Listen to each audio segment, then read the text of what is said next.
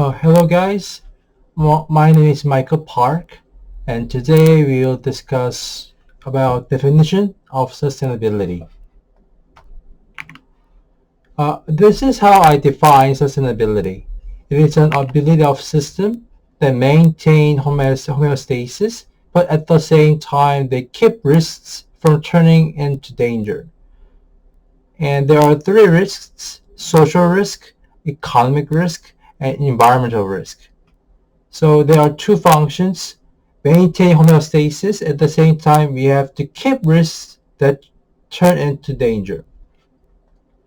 Another definition by me is that we sustain certain level of quality life by securing certain resources continuously. Here, resources include finance and physical resources.